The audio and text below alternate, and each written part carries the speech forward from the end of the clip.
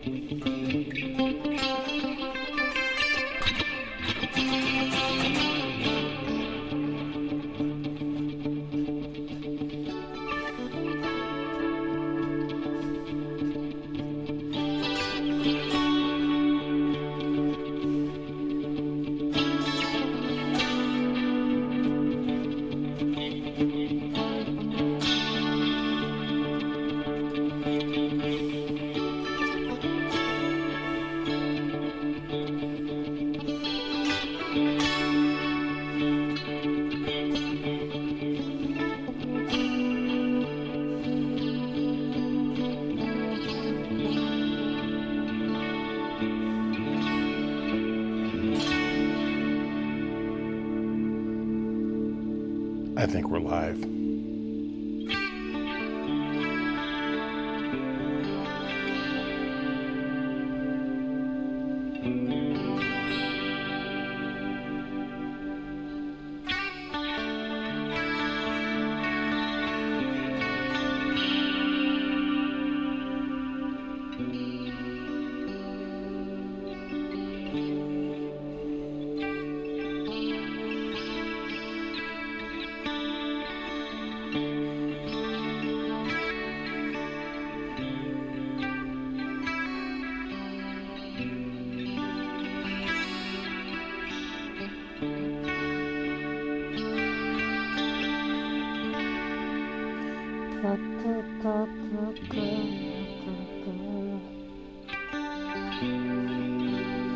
I'll still be loving you. Nothing's coming to the sea. But for me.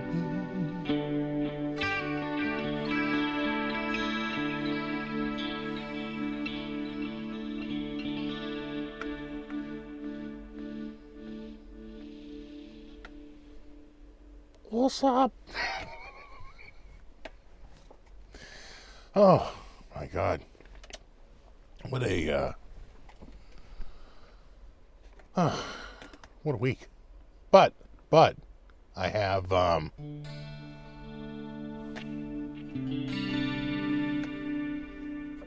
working heat, and it got cold again. It got warmer for a little bit, but it got cold again.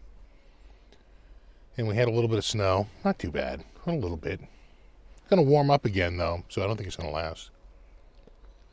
Well, that's hot. I heated it up extra because, it's a few minutes that go by before I actually get to drink it. I don't want it to get too cold.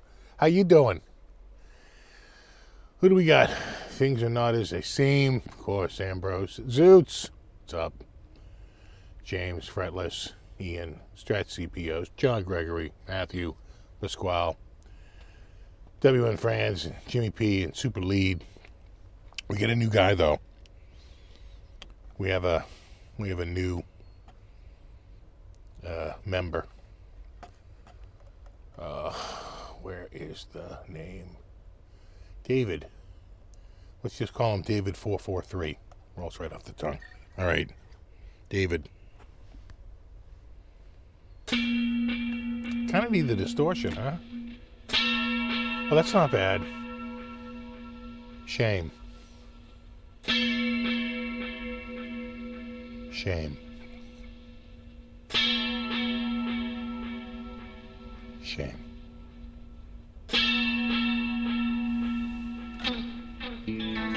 Welcome. What do we got? We got speaker, Jay Schaff. Matt, Trolls, Terry 3G, Rick, Justin, Vims,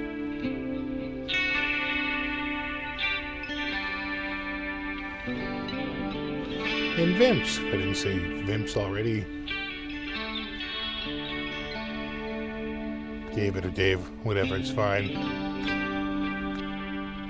David. Alright, Davey.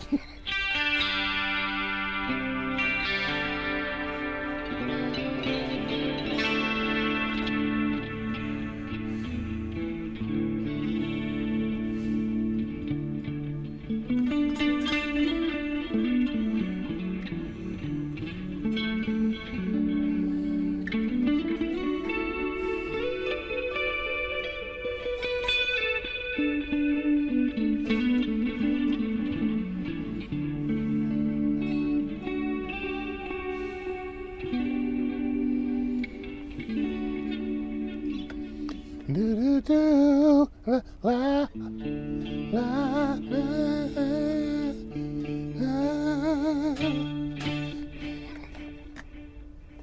la la.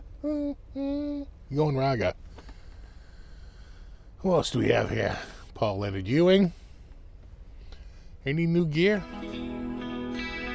Well, this was one for 2025.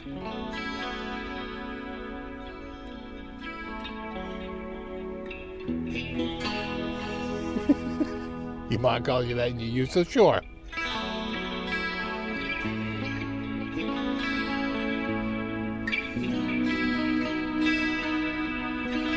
What's up, Sprocket Man?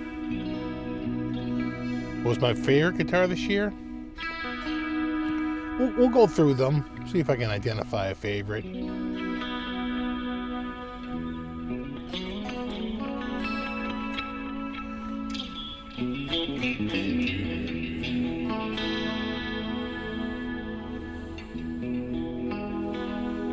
This is the Archetype Tim Henson.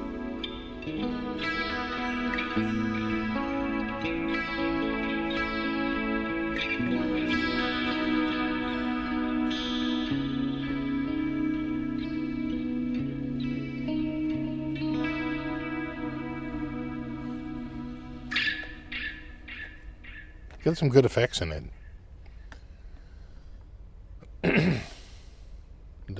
Hold on. Got to make sure I have it all set for playing. What's up, Tony? Good to see you, buddy.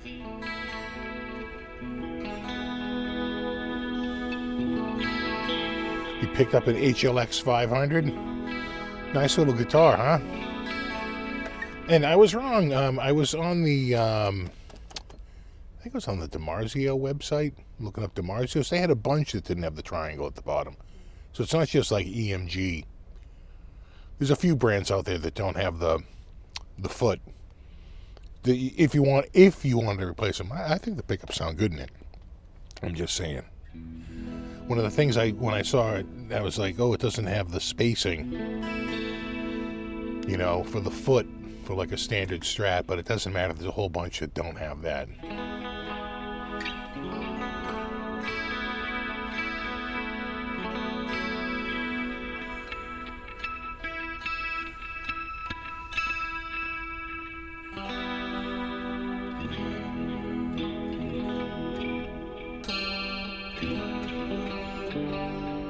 We all right?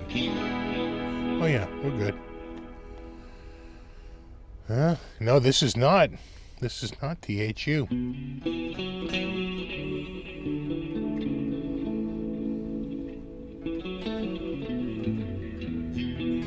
Yeah, the Gibson Les Paul Custom was definitely the most expensive of the guitars of the week.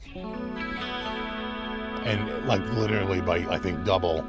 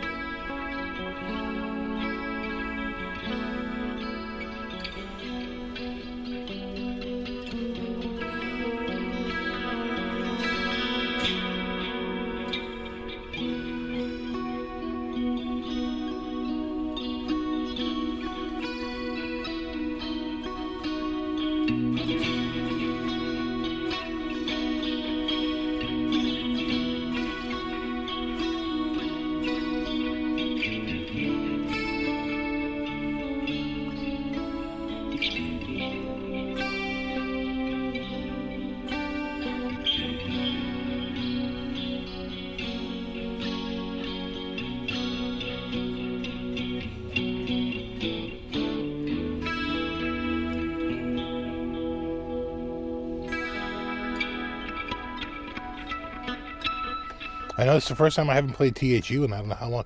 I like that delay though. I'm easily swayed. THU is still doing a big deal. I think they were like half price. And I'm definitely going to do a video at the Ilio booth this year. I already was talking with them a little bit. Want to head over to NAMM. So it should be good.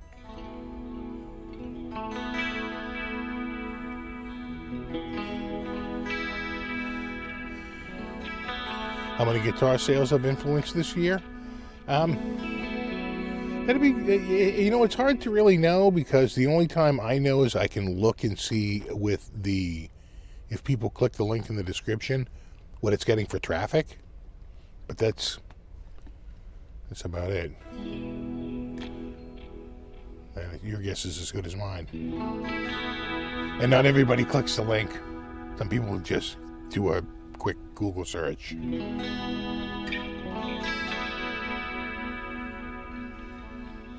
On the new John Mayer, it's really good. I think all the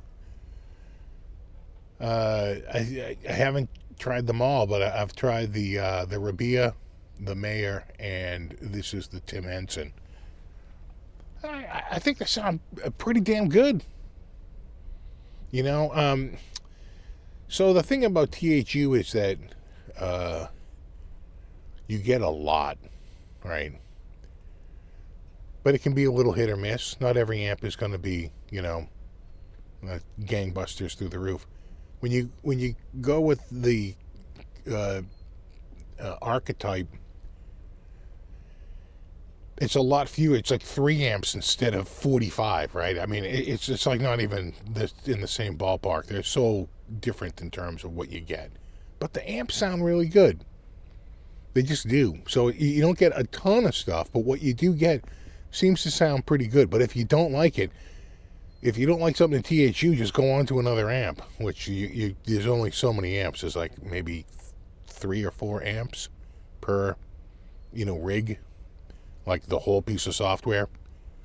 So there's that. But they sound good. I mean, I started going through it a couple of nights ago, and I was up pretty late, just sort of messing around. A lot of ethereal sounds. You know, a lot of sounds that are a little too dry for my liking. But for the most part, pretty good. Pretty damn good.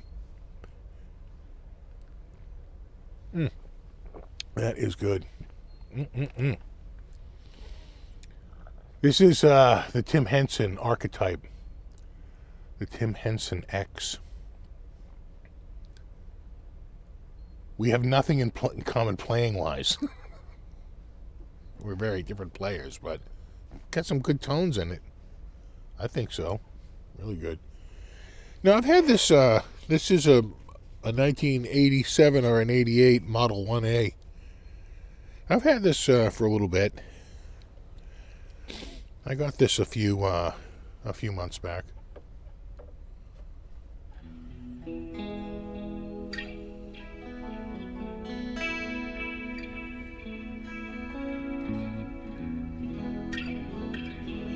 THU is still the gold standard as far as amps and sims are concerned. I agree. I still think they're the one to beat. You know, Tone X is good. Don't get me wrong, it does sound pretty good, but you don't have nearly the same amount of options, you know, as you do with THU in terms of just like the sheer amount of effects. And I just like the interface in THU. It's just very simple. It's almost like a pedal board design. Your amp is on the pedal board. Your amp in your cab. You just work right through. Pretty simple. I did see the Ola video. He was over at Axe Palace. That's like friggin' 15 minutes from here.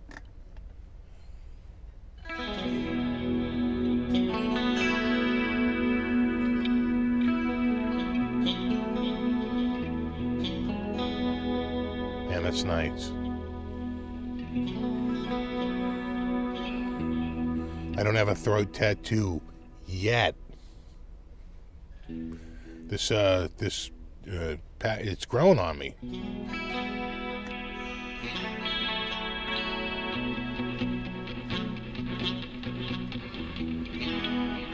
I was watching the Tonex Cameron Cooper Brown sound demos. Yeah, when I did the Tonex, they gave me the Brown sound packs. They're like, you get Tonex Max as a part of the install. But in addition, we're going to throw you the EVH packs. And I was like, cool. I've gone through them. It varies. Sometimes they sound good through certain speakers. Sometimes they sound better through headphones. It really just depends. I think this sounds really good through these headphones right now.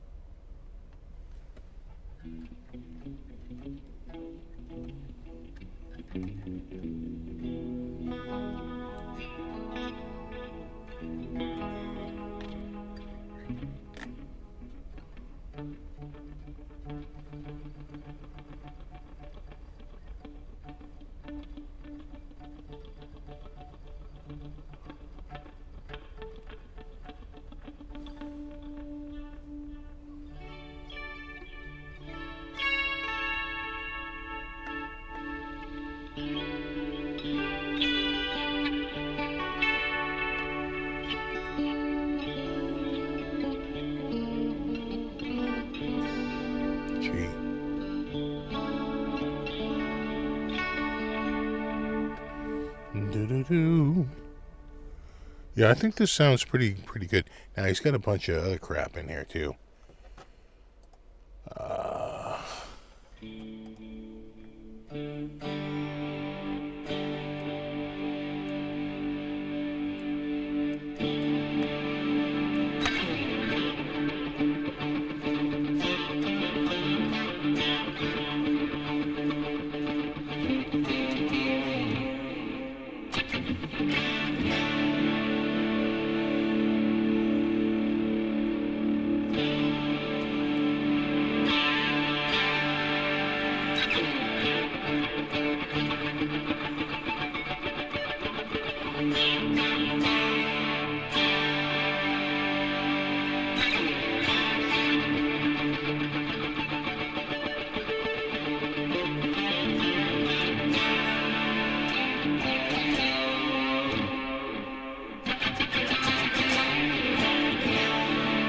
It's not bad.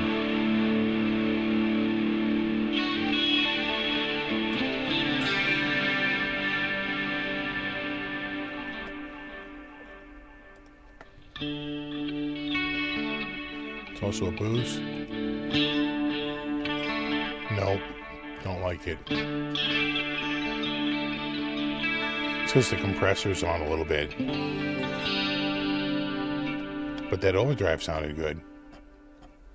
And what else? It's got the amp head cab. Yeah, it's like a...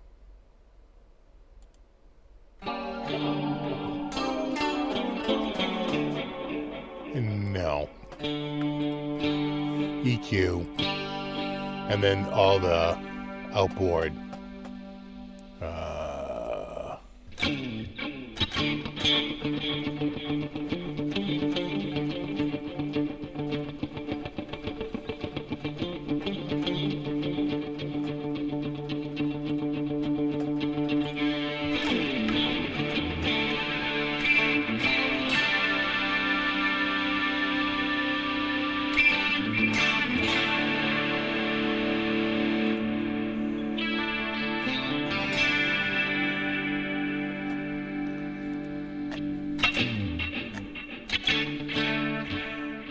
There.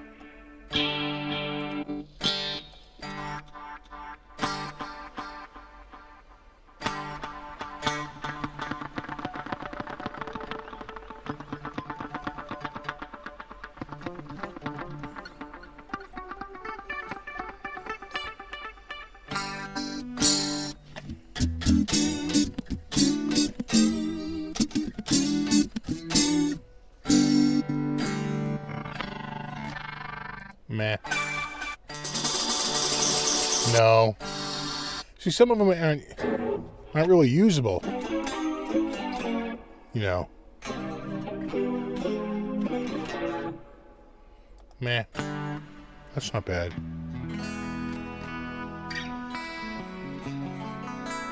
Boy, that compressor's up though, huh? Damn.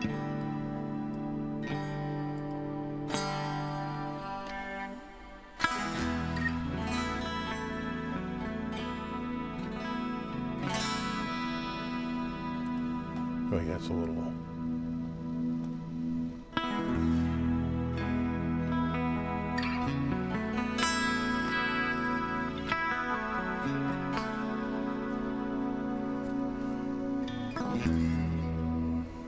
And then there's an EQ, and then there's the...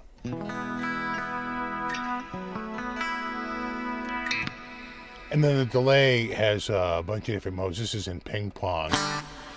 So it moves back and forth, but wide is to get... And then you can hear it's got a diffusion. There you go. There's straight digital. I like I like that better.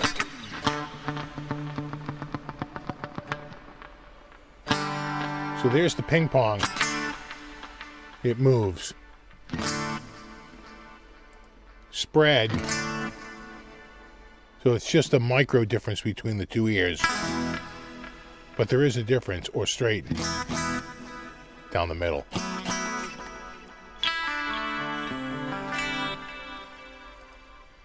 I would say this.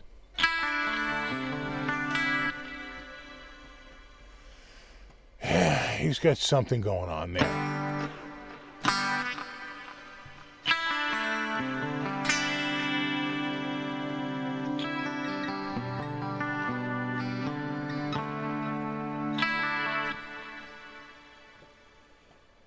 Oh, that could be the reverb. Oh, he's got the shimmer on. Much better. I don't like the shimmer.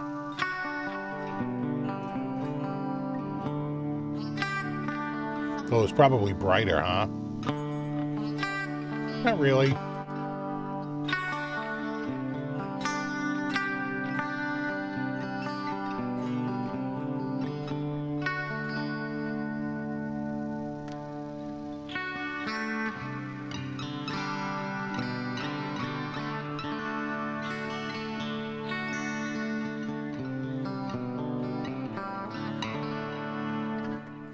Not bad.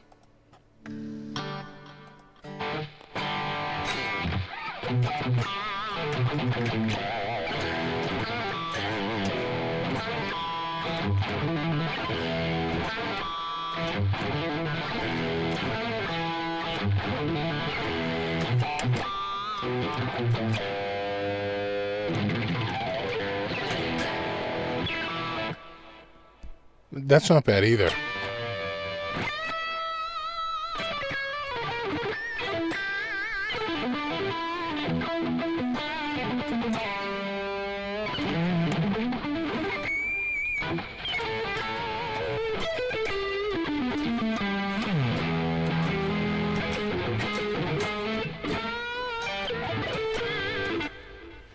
It's got a pedal on? Yeah, it's got overdrive on. Bring that drive up there.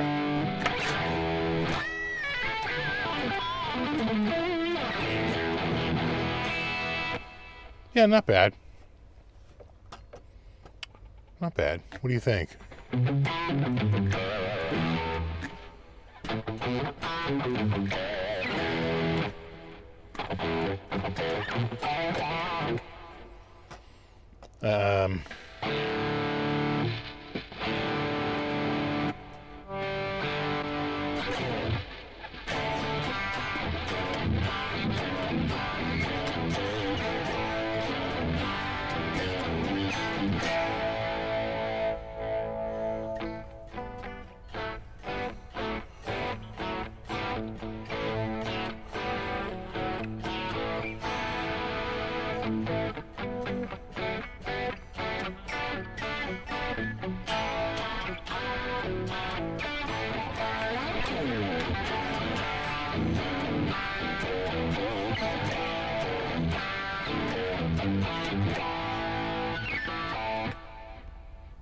again, that's kind of workable. That's kind of livable. No, a $200 plugin is not cheap, and you got to remember THU with all its stuff that it has is like $149 right now, $159. I think until the end of the year.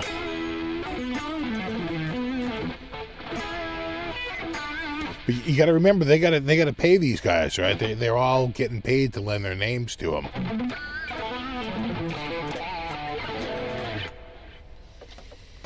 Yeah.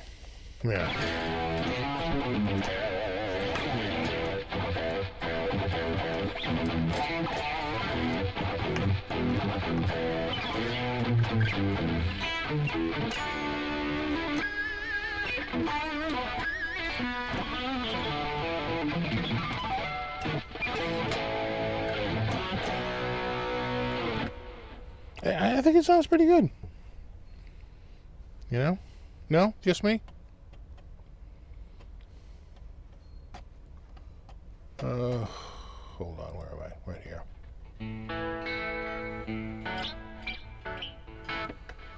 That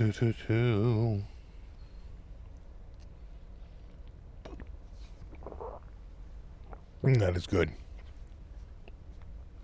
Yeah, I think it sounds pretty good. Not bad. You know, whether you think it's worth the money is on an individual basis, but I don't hate it. That's my highest grade.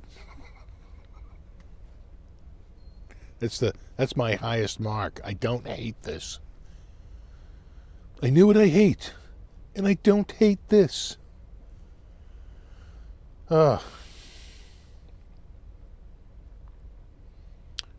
Just got here. What is it? Plugging and playing through. That is the Tim Henson. No relation to Jim Henson, as far as I know.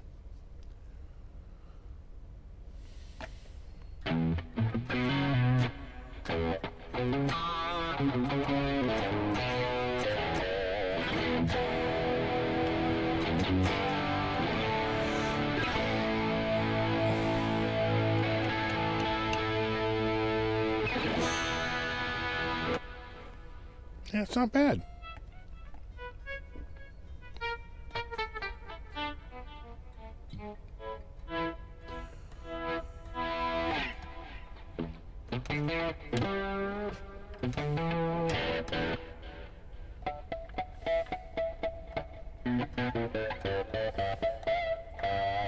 The AI pedal. At some point it will be. At some point.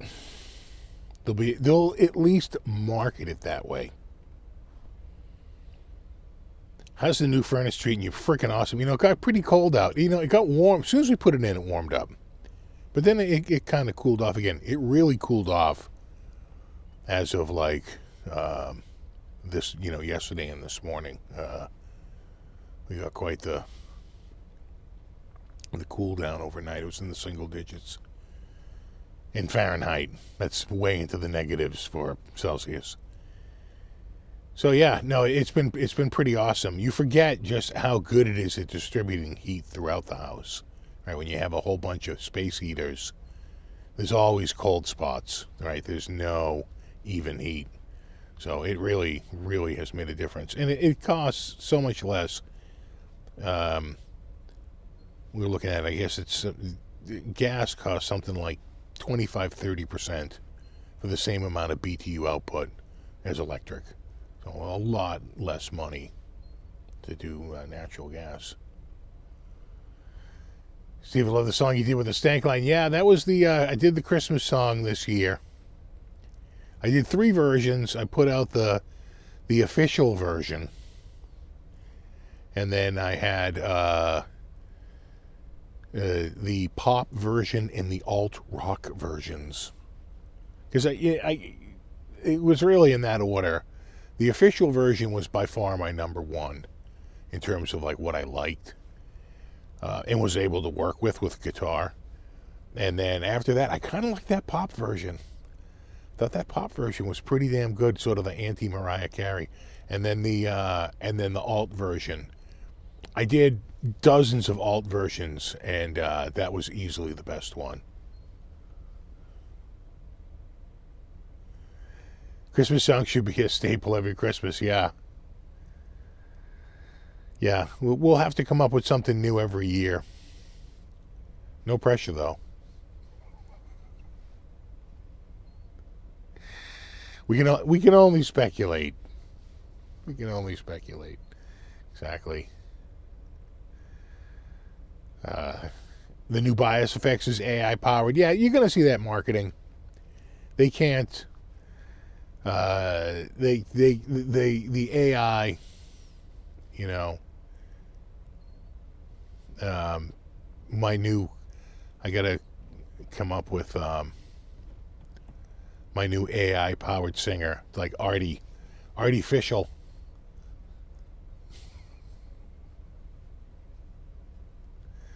Say hello to Artie. Artificial. Artificial in like the binaries or something, you know. I don't know how I'm going to beat the stank line. I know.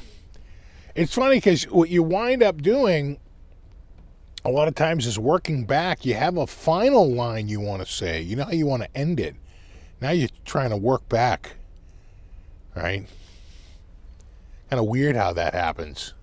You're like, well, I know what I want the last line to be, or I know how I want to end this on this big finish here, but now I've got to like sort of work my way back. You know.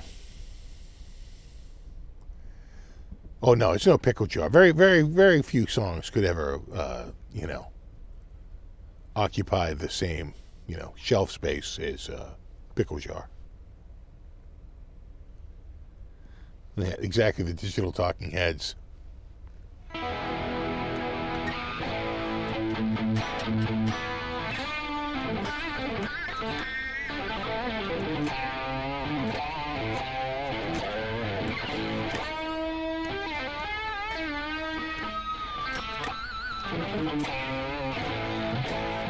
Is that what the chorus on? Yeah.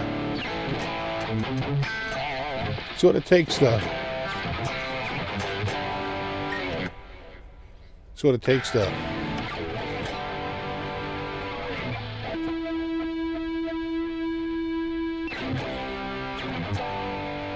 edge off a little bit.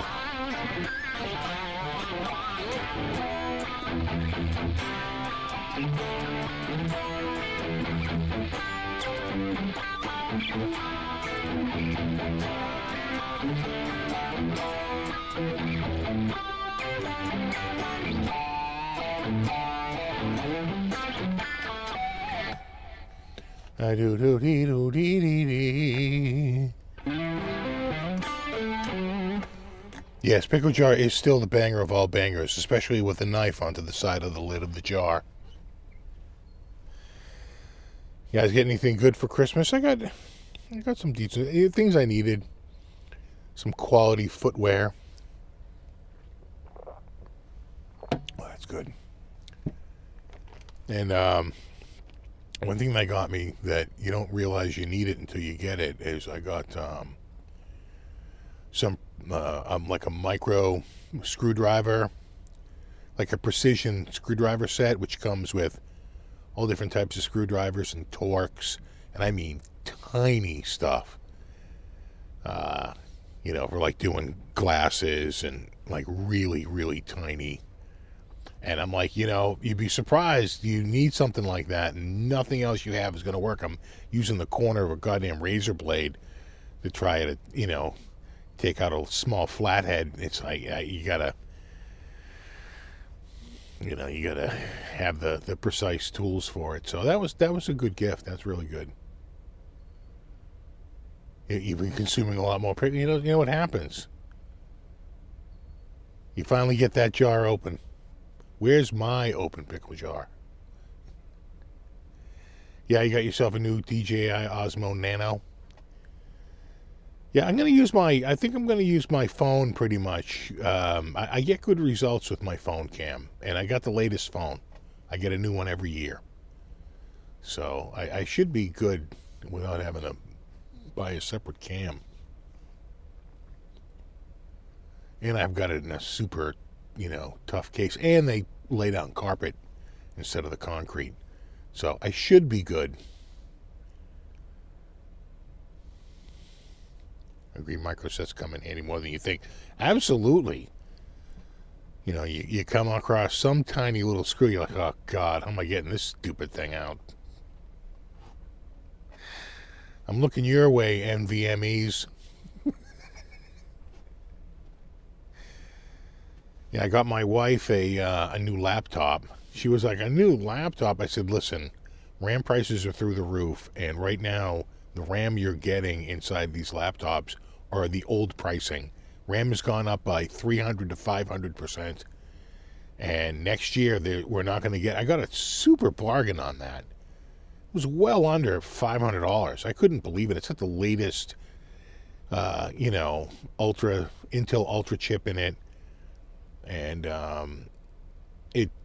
just doing a comparison between the laptop I got last year and this year, it's about 35% faster. And it actually consumes less power. It actually lasts longer. So we finally got it going today, and she came to me. She's like, it is much faster. I was like, woohoo. I'm like, yeah, no, I'm telling you. Doesn't hurt. I said, but you're definitely not getting one next year, or maybe even the next 3 years, because RAM prices are through the roof. And I've seen this. You'll need a glut to be able to knock them down, and I don't see that happening anytime soon. So when it happened with video cards, it took about 3 years, 4 years before it kind of fell back to earth again.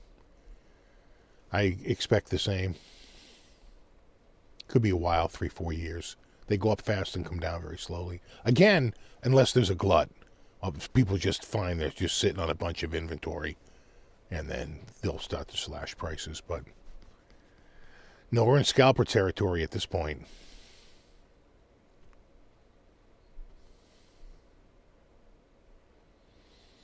A new phone every year. The companies keep people like you. I pay $26 a month for my service. I'm on Google Fi. I pay very little a month. And I get the phone. I get a $1,300 phone for half off. It's like $650 off. Show me an iPhone that's on the day of launch is half price. And you have to stay on the service for 4 months, 120 days. It's a pretty low bar. So I'm all too happy to do it. In fact, I usually sell my prior phone for equal to or greater than what I just paid for the brand new phone. But I usually don't pay it off because it's interest-free. And any financial person would say, don't pay off interest-free, right? Because future money is worth less than current money. So, right, you're better off to pay it over time because you're not paying any interest. I am going to NAMM. I'm going to be there all 3 days. I'm looking forward to it. Though I've been looking for a few of my friends their booths. I don't see them there. I don't think Vola is going this year. And who else? I don't think Adam Hall is going to be there this year. So it'll be bummed, I could keep it for 2 years. You'd probably find out. You know what? There's actually a pretty massive drop-off when you go into that second year for selling a phone. You're much better off to do it that very first year. The depreciation is actually far less because it's so current. So I find that the longer you wait, you really do kind of take a beating on it. I'd rather just dump it. I want the newer camera because, every year, every iteration, the camera is a little better. Only one time they had screen gate, that terrible screen that 1 year. And it was all resolved the next year. But I had that horrible screen. It's like they just totally screwed it up. But the next year was back to normal again. They must have ran back to their prior supplier or whatever.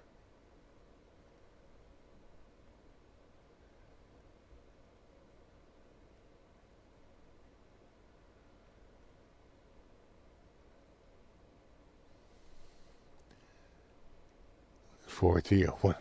1,000 yard stare. You come back to NAMM. It's a lot of walking, that's for sure. Oh, I just see a kitty butt. Oh, what am I hearing over there?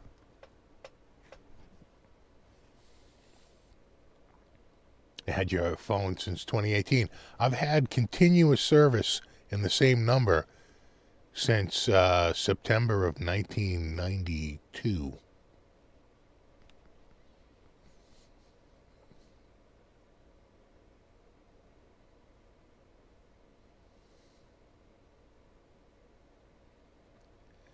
The cameras on my S25 Ultra are amazing. Yeah, that's what I have. I have the S25 Ultra. I'll get the S26 Ultra as soon as I can. I always get a new one every year, unless the screen sucks. Then it's going back.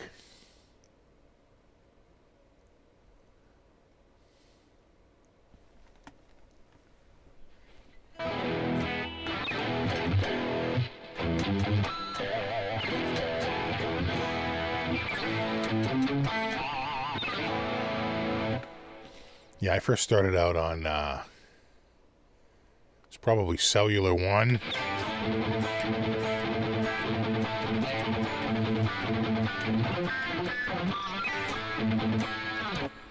All of my friends had the ones you had to carry around in a bag.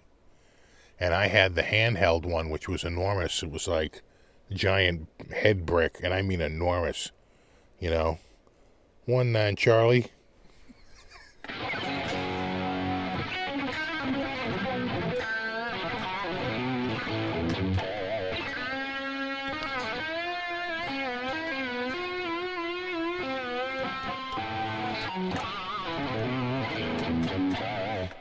In fact, I was looking to get one. I was going to do a video one time. There she is. I'm going to do a video one time and have all the old phones and all this stuff, but they've become vintage and they're expensive. They're like stupid expensive. So I was like, forget about it.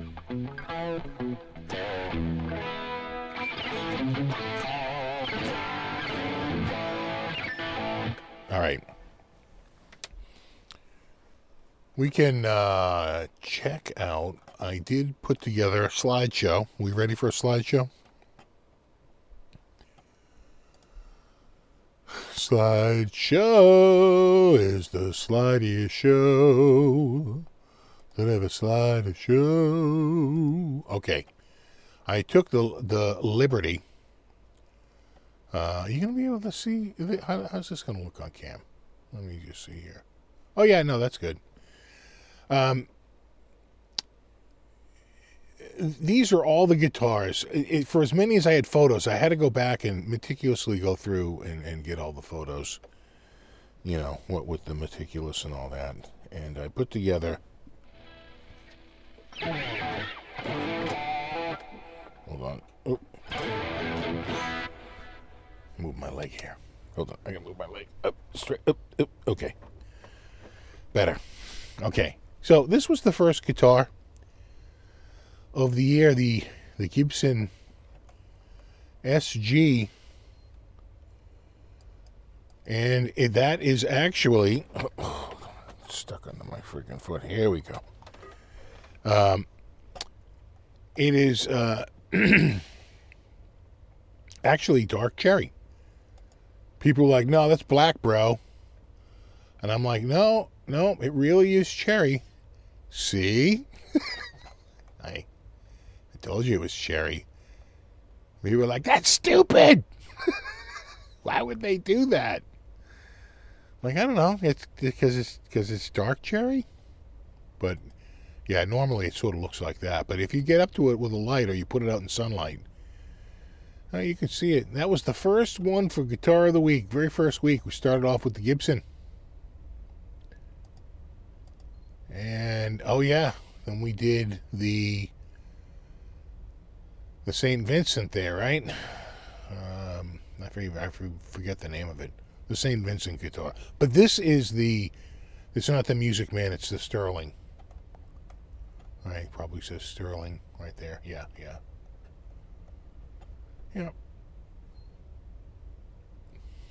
Pretty good. Oh God, I got an itchy hand here. And then, what else? Ah, that's the Strat Ultra. That was a nice guitar. Noiseless pickups. It had the aluminum, anodized, brushed aluminum pickguard. I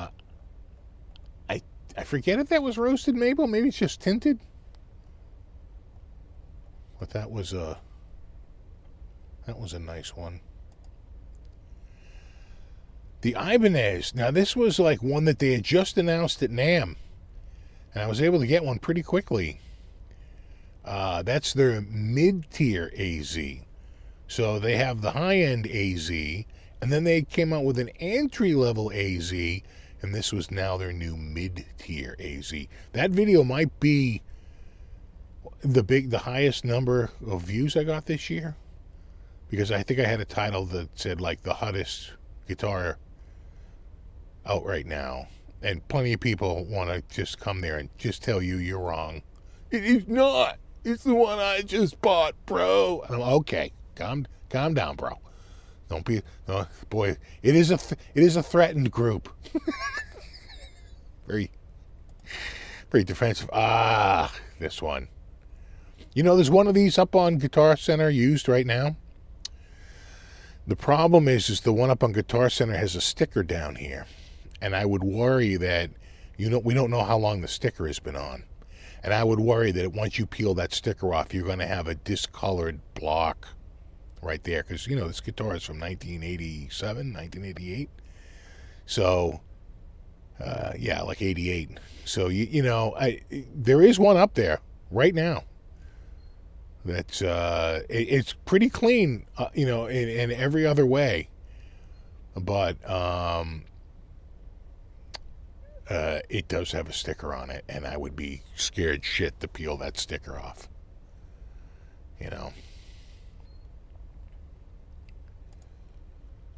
Oh yeah, that was the studio, right? Yeah. I think that's ebony.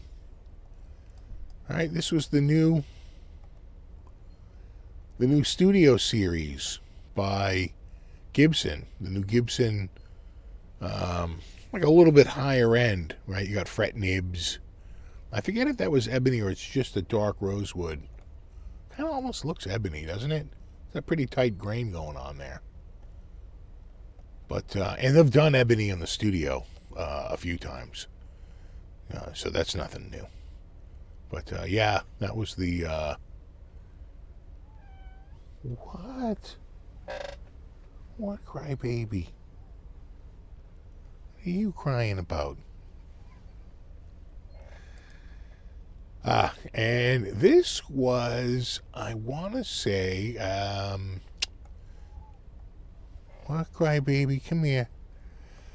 That is the Legator. I really was impressed. I hadn't really played Legator until I started doing Guitar of the Week, just to introduce new brands. I've been very impressed with Legator. Every time I play one of them, fairly impressed by the quality. It's kind of a shred week that week. I think that's an Epiphone. I'm 99% sure that's an Epiphone right there. Come over here, you big ham hock. That was I like that guitar. I really, really did like that guitar a lot. It had a very playable neck. Oh, geez, I forget this. I want to say ESP LTD, right? Or is that a Schecter?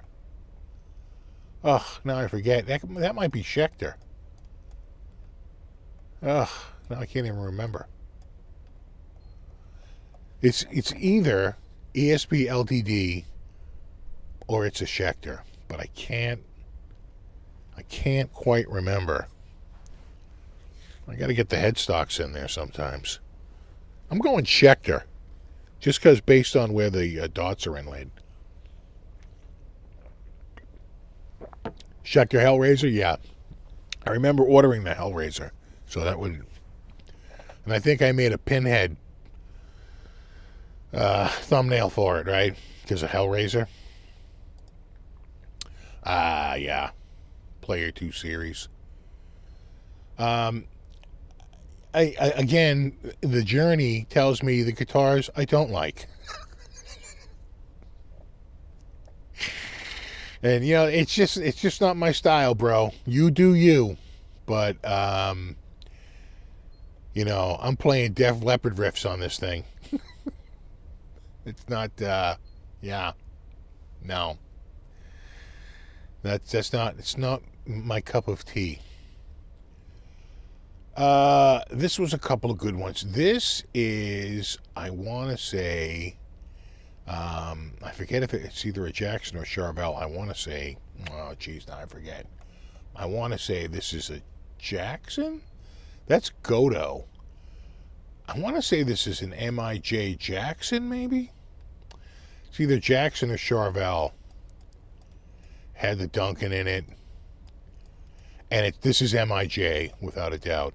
And this is a Fesley, which is a surprisingly good guitar. I gave this one away to a friend, and he's like, this is a surprisingly good guitar. I'm like, I know. This is like, you know, like $1,300 or so, $1,500. And this is like $150. That's a Charvel, yeah. Yeah, you know, it's hard to remember. It's a lot of guitars. And it's definitely MIJ, because they don't put Godos on non-MIJ. The Vola. Another guitar that was an amazing guitar with this sick-ass, you know, the flame maple friggin' neck. Looked incredible. It's just not my style of guitar. I'm not an offset guy. I just know that about myself. So I wound up sending that back to them. I was like, listen, I know you would let me keep it, but why don't you move it on to a better home? And why don't you take this one back? And they were like, no problem. They'll use it for demos or whatever. We use it as a floor model. But I just know myself. It was a great guitar, just not my style of guitar. Played killer, but yeah. I'm more like this. This was, I want to say, that was a Kramer, right? Yeah, that was like the new Kramer. I'm pretty sure, 99% sure that upper bout tells me Kramer. That was a new Kramer, and this was an Eert, which was actually a really nice guitar. These are both pretty awesome guitars. You know, you got to admit, I take a pretty good photo. That's goddamn magazine quality right there. I'm just saying.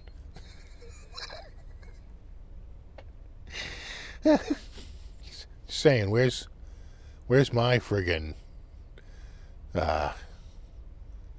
National Geographic? What's the big? Is there a photography prize? I can't even think of one. Yeah, Paul Reed Smith. This is an S2 McCarty S2. I love the S2 series.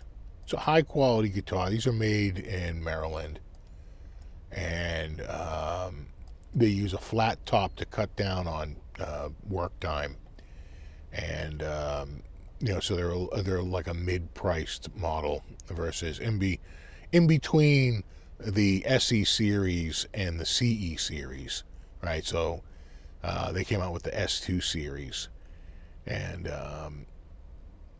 the only thing I don't like about the S2 series is I see confusion on the used market where Guitar Center will put this guitar up as a McCarty for $28.99. I'm like, dude, brand new it was like $19.99. But they get confused. They're like, but it's a McCarty. I'm like, yeah, no, it's a McCarty S2, bro. What are you doing? So you do see a little bit of confusion on the used market, especially at Guitar Center. you see a lot of S2 for core prices. But that has nothing to do with PRS. That's just the dummies at Guitar Center can't figure that shit out. It is a little annoying, though. Oh, that was a nice guitar. I think this was the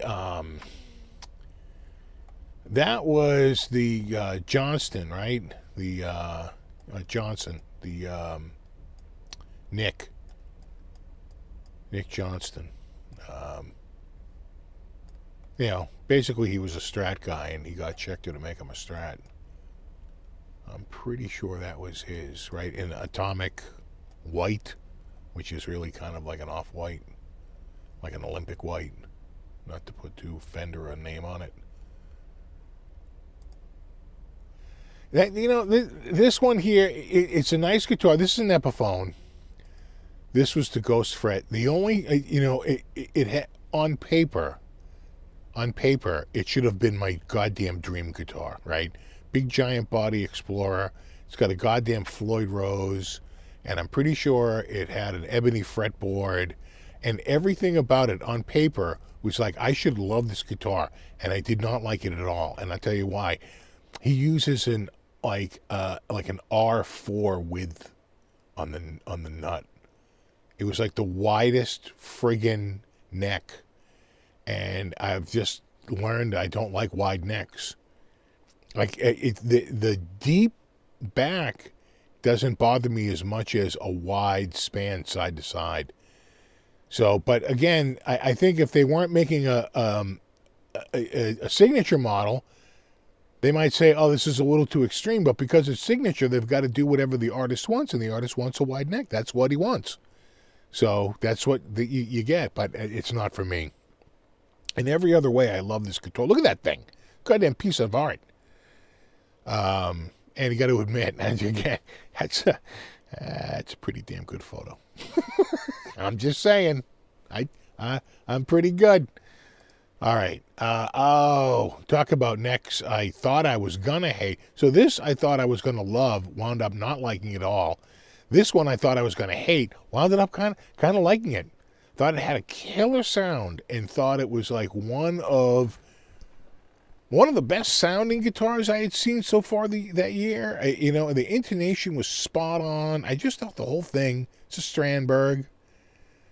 You know, I in the neck, which can be highly controversial, I found myself liking it more and more the more I played it. It was actually a pretty damn good guitar. Not bad. Not too bad. You know? That was the Strandberg, the Bowden. The Explorer was made by Epiphone, if I didn't mention that. That was the Brendan Smalls. It's that was the Ghost Horse, right? This I want to say is an ESP LTD. And not a bad guitar. A little bit thick on the neck, though. A little bit more vintagey style on the neck than what I would prefer. But not a bad guitar. You know, it's hard to get a crappy guitar these days. The Vola. Oh yeah, that's a good one. That's the JRM. Is it the JRM? Or the JAM? Could be JAM. That was nice. Unfortunately, that was supposed to come here and stay, but they reached out to me and said that they had actually sold out and they needed one for demonstration purposes. And they were like, is there any way we can get that back, and we owe you a guitar? And I was like, sure. So I sent it back. But I did like that one. They don't have it in orange in stock right now. They're waiting on their next run. They blew through their stock so quickly. They do have it in the British Racing Green, which is a good-looking guitar. That orange, though, yeah, it's pretty nice. That was a nice guitar. Really like that one a lot. This was actually not a bad guitar. The Fender. It's the Fender Performer Series, and right, no, Player Series. I'm sorry, Player 2 Modified. The Modified, I believe, is putting a humbucker and a Floyd Rose on it. But it was a decent guitar. It probably had a slightly thicker neck than what I would like. I feel like it was closer to an R3 than an R2, right? So instead of a 42, it was probably more like 42.89 with an R3 nut. Oh, not terrible, but I prefer the R2. Decent sounding guitar though. Nothing wrong with that. That was the Michael Kelly, right? Jesus Christ. Come on. Get over here, you. Yeah. Michael Kelly. Yeah, that was the Michael Kelly. Beautiful top. Probably a little bit more vintage style neck than I would have liked. And I don't like, and again, this is purely cosmetic. I mean, quality-wise, the thing was perfectly competent. I'm not a big fan of the Perloid pickguards. And quite frankly, I don't think it really works when you have kind of two textures, right? You've got a stripe texture, and then this, I would have rather seen this to be easy enough to change it, but to be either a solid material or a solid background with this, right? It's almost a little too busy to have both. Again, just from a sheer design standpoint. It sound-wise and playing-wise, it was fine. And they're very inexpensive. That was a decent guitar. In fact, I usually find most of these, I forget if this was the Sterling or this might have been, no, that was the Music Man. That wasn't the Sterling. That was the real deal. Nice guitar. A little pricey. But it's certainly very well made. Certainly a real nice guitar. And their necks aren't too crazy side to side. I think I like their neck carve quite a bit.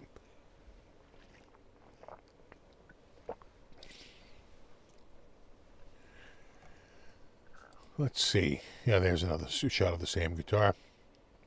That was the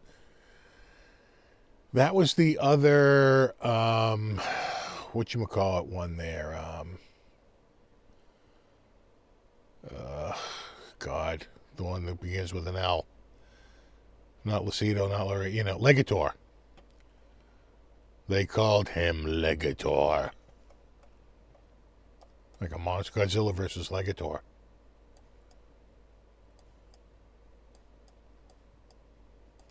Look at that. It was a nice guitar, though. Really was. And you want to talk a shred neck. Oh, I'm feeling a big old clompy clomp at my leg here. Get another shot of the Legator. Nice. Legator was nice. I like that neck quite a bit. I remember that neck and saying, damn, that's a nice shred neck. The SG, it was kind of like the other SG. Not a huge difference between the two. This one, of course, just had the special paint job. I think this might have been I forget if this was a Zounds exclusive or... I wasn't sure. It was a good-looking guitar. Another shot of the... This is a Donner. It's like $150 guitar, and it comes with an amp and a whole bunch of, extras, and it's this guitar is shockingly good, considering its price point. I really liked it. In fact, it sounded so good that when I did the video, I had a dude accusing me of swapping the pickups out. What he won't tell you is he swapped the pickups out. And keep telling yourself that, bro, if it helps you sleep at night. But no. I literally just unboxed it. And that's it. Pretty good guitar, though. Again, $150 guitar. That's the guitar I'm playing, and that same week we had the That's a San Dimas, right? That's a DK24. I'm pretty sure. A nice guitar, very much a shred neck. I just don't like the jack placement on it. Other than that, it's a very nice. In fact, I found myself playing this guitar a lot. I really like the neck on it. I'd want one with a little bit higher contrast dots, though. I need contrast like this, not like this, right? So it's not quite contrasty enough for my liking. But I obviously got these two right around the same time.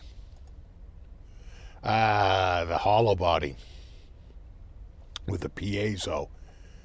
You can see the little piezos right here in each saddle. Little piezo magnets, well, not magnets. I guess it's the crystal. And yeah, that was a real nice guitar. Very expensive SE, like the most expensive friggin' SE. But this is to go against like an inspired by Gibson Epiphone, right? Like a top of the line model. So like a Les Paul Custom is going against something like this on the PRS side versus Epiphone, right? Because you got SE. This sounded really nice, and that piezo was kind of fun. Had it gave it another dimension. Another shot of the PRS. Again, it had the abalone. Had the abalone inlays, which I don't know if I almost think I like the mother of pearl better. It's almost a little too much. Again, your mileage may vary. The Paul Gilbert. First of all, that guitar is freaking enormous.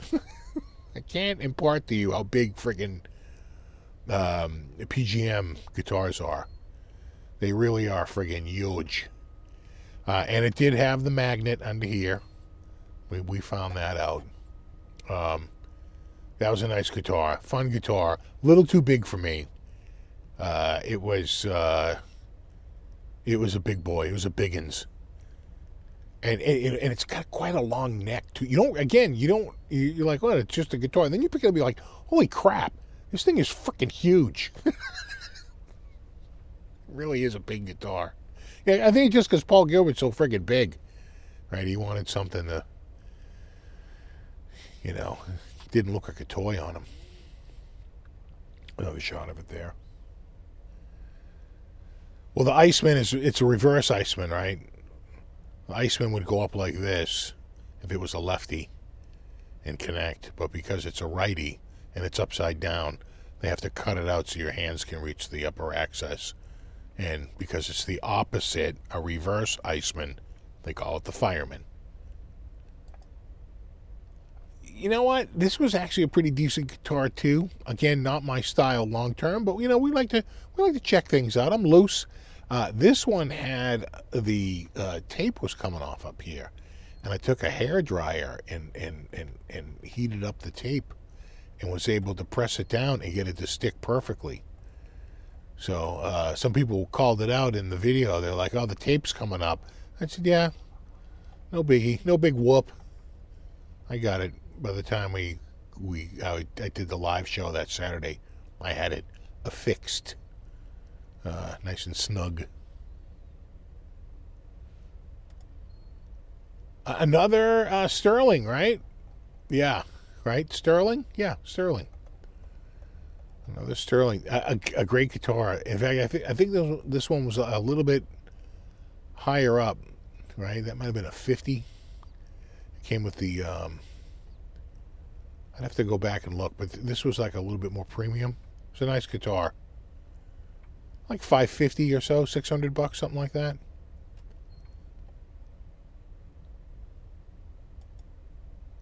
The EVH. The good old EVH. Yeah. With all the sparkles. The glittery gold. It's basically like every other EVH. It's just had a glittery paint job. But if you have an EVH standard, it's pretty. Although unlike mine, it has a roasted maple neck. Mine has the unroasted. It was before they were doing the roasting. So yeah, Got to admit, though, that's a pretty good looking photo right there. The Schecter. Schecter? I never even touched her. Schecter, I don't even know her. That was a good one. Right, had the weird pickup. This is 3 single coils, but they bunch them together. That's pretty cool, right? So you can get all the way back just this one. Then in position 2, these two, and it's reverse wound, so you kind of get a humbucker. Then you get the middle, or you get like all 3, right? It's a pretty good system. Very different. That was a nice guitar. You know, I like it when they're a little different. It's it's memorable. This one was memorable. I was like, you know what? It's actually pretty cool. Yeah, that was the first time we had done. This is an Epiphone. It was the first time we had done. This is an inspired by Gibson. Yeah, it's an inspired by Gibson Epiphone ES355. I don't think it's the 330. I think it's because of the block inlay on the fretboard. That's the 355. I think the 335 would be a dot inlay. So, a little bit different, but that was a nice guitar. Again, not necessarily my style, and it's a big guitar to strap on, but it sounded good. It had a beautiful tone. I remember it sounded pretty damn good. Yeah, the Fender 70s, and this was, I think, the Ventera 2 series. So it had the rosewood for the fretboard, and it actually had a true 70s. It had the bullet truss rod, which some of them don't. Right? They treat it more like, they don't have the 3. They use 4 on the back instead of 3 screws, and they don't use the bullet. They treat it more like a 68, but this is more like a 72, like all day. Though never with that paint job. I don't remember those paint jobs in the 70s. I remember like sunburst and black and white and like mocha and like natural. But I don't remember any of the pastel colors. That seemed to be like, ended after the 60s. That was a nice guitar though. Had vintage vibes all day, bell bottoms and platform shoes. All your Hendrix riffs. It was a good player too. And I remember the neck wasn't particularly chunky. I'd have to go check the specs. I feel like this neck is a tiny bit narrower than the standard. Instead of 42.85 millimeters, it's only 42. I know that doesn't sound like a lot, but trust me, you feel it.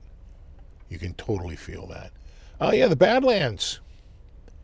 We had the Badlands in for one of the episodes. That was a guitar of the week.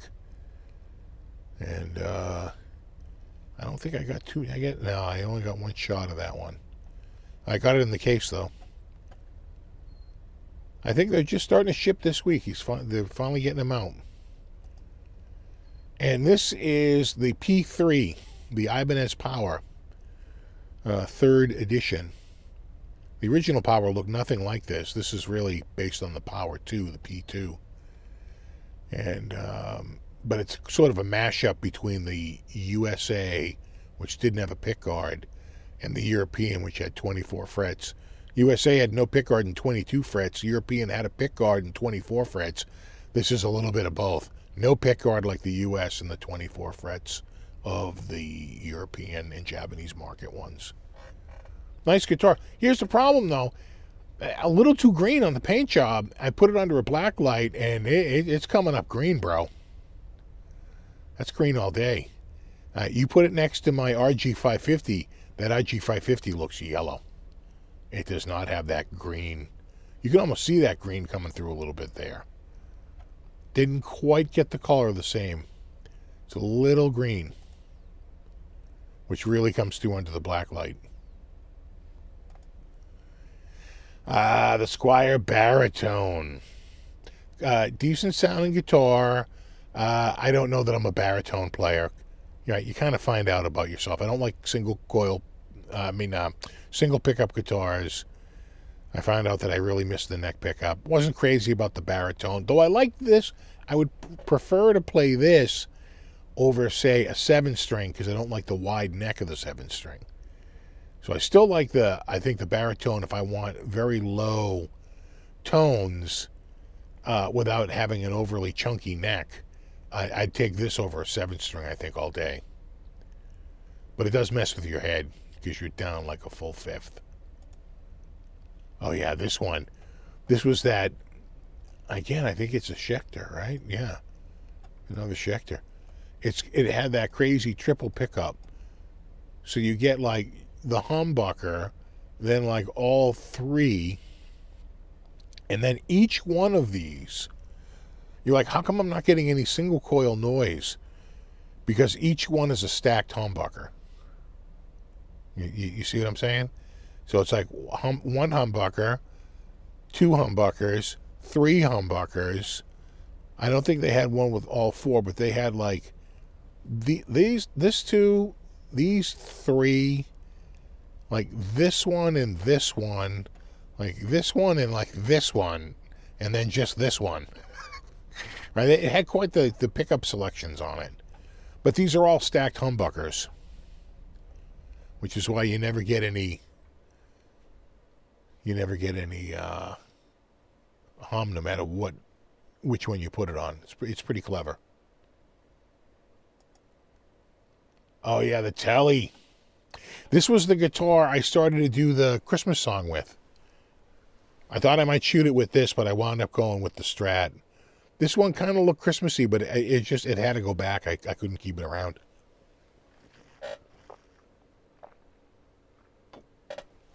Oh, that's good. Yeah, that was the Hot Shot, formerly known as the Nashville. Right, with the 3 pickups.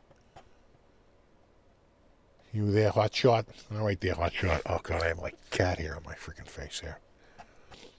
I'm petting the cat, and I'm touching my face.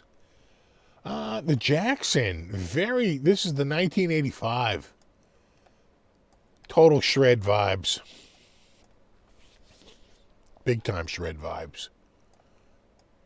Nice guitar. I like that guitar. I really like the neck on that one. Really, really like the neck on that one. And you know, it's such a classic. So simple. It's basically a Strat with humbuckers and a Floyd Rose. And it's just a timeless look, you know, with the square bottom. Kind of like the guitar I'm playing now.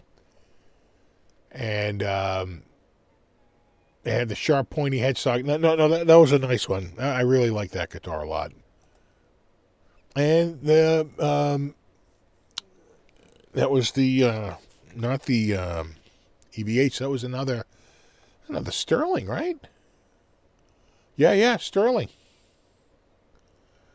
Yeah, it was a Sterling. Obviously, it's an Axis 3. And had a killer paint job. Not crazy about the micro dots. But, you know, it's part of a design look. Pretty good, though. The Les Paul Custom. This one I didn't even want to put on the table. I was so worried about hurting it in any way. Like shitting myself. Like, don't even look at it. Okay, you've seen enough of that one. Yeah, that's a nice one. And that was the final one of the year. That was the Donner.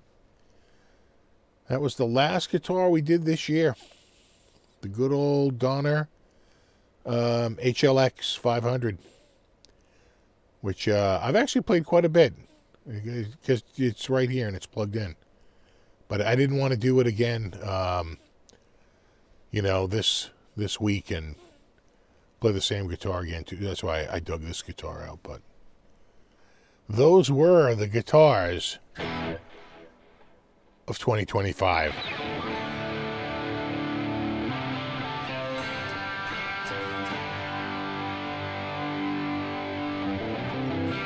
No, the Jackson isn't active. Those are, they just look active, but no, they're passive.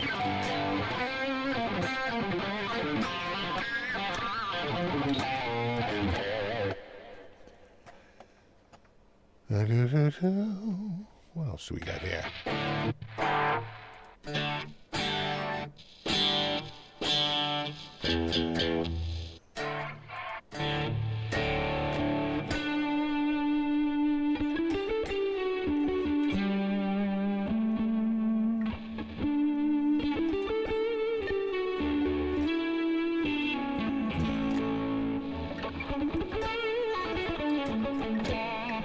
It's not bad.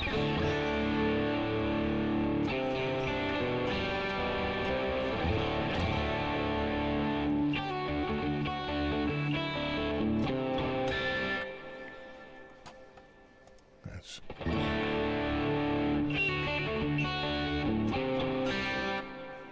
what's the amp? You can hear that bass up.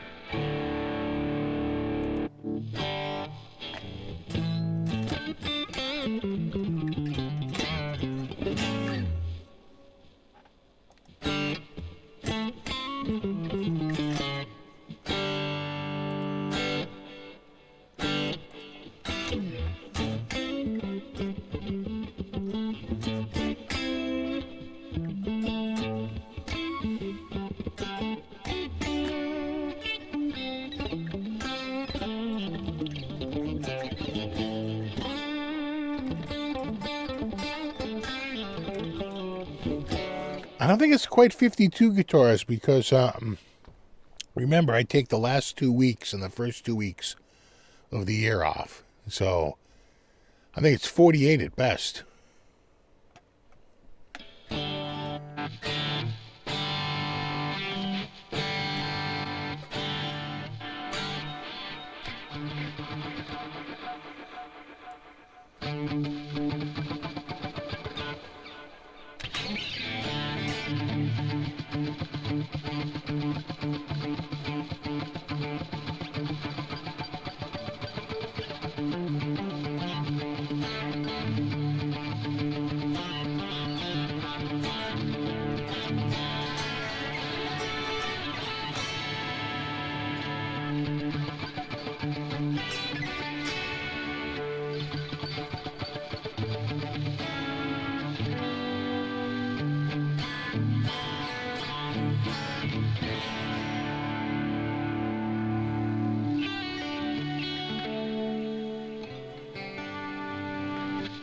Look, it's a little low.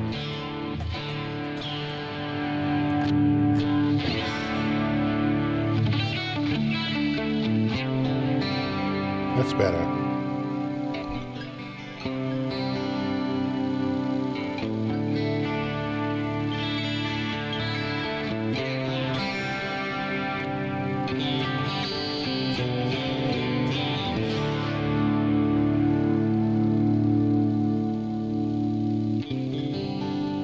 Got the bass way down, huh?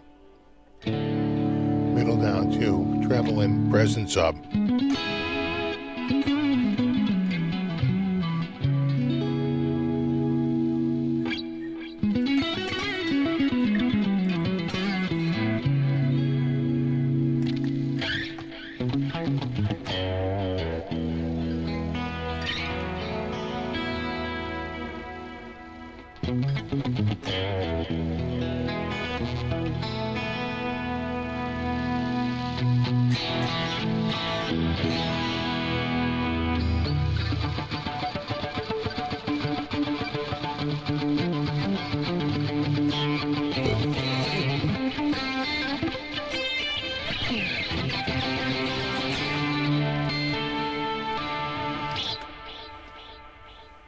Yeah, not bad, right? Not bad at all.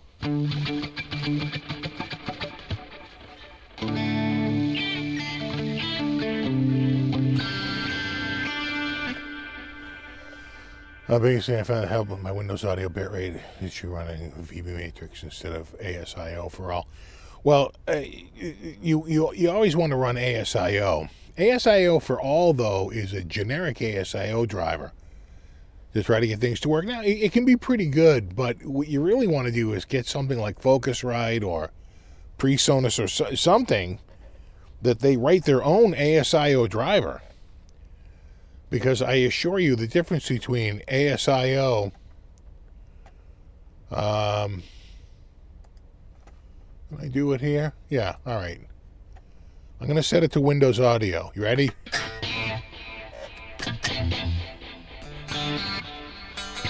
Hear that delay?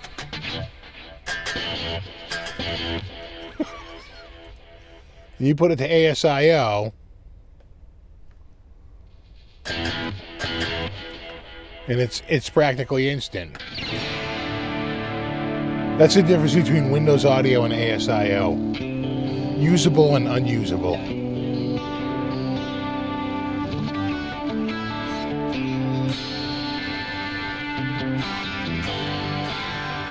Will Guitar of the Week continue next year? It will. It will continue next year, and I'm looking forward to doing it. The grand season opener is January 19th.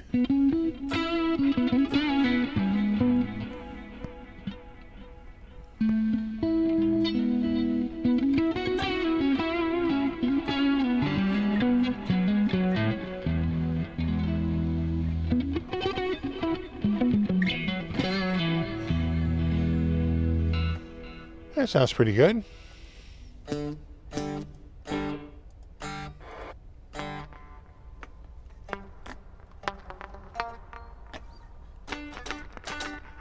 Meh.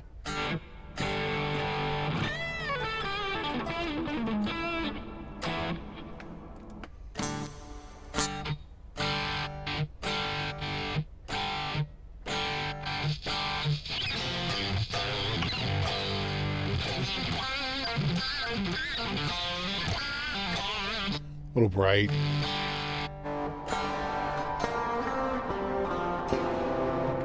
Meh.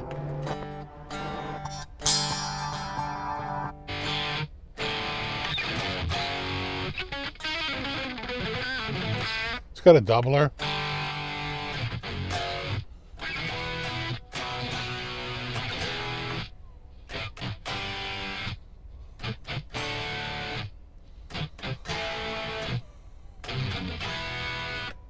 Not bad. It needs some reverb, though.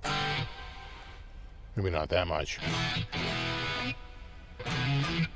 The decay is ridiculous. Shimmer's on.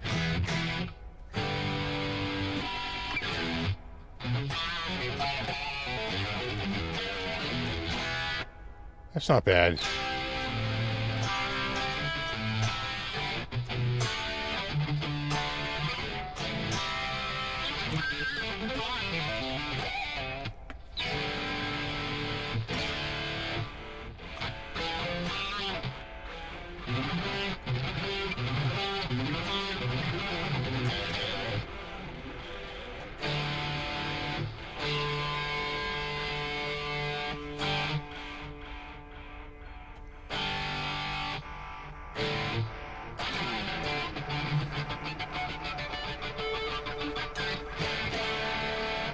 Gotta bring that mix down, though.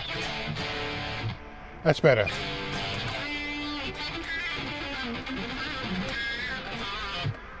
A little down a little bit more.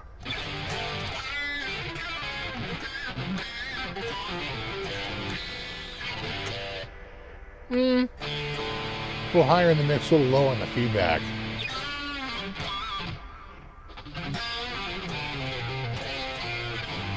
Better.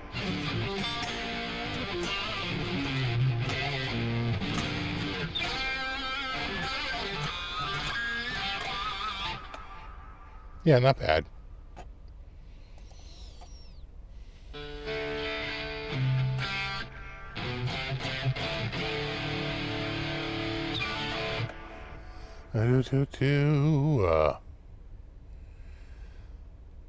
Does Ibanez still make baritone acoustics? I don't know. I'll check when I'm at NAMM, though.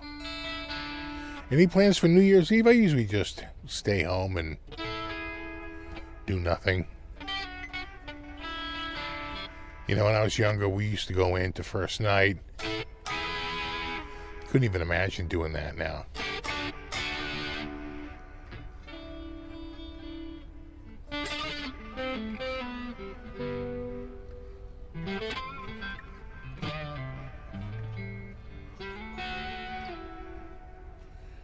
I feel like that's got quite the gate.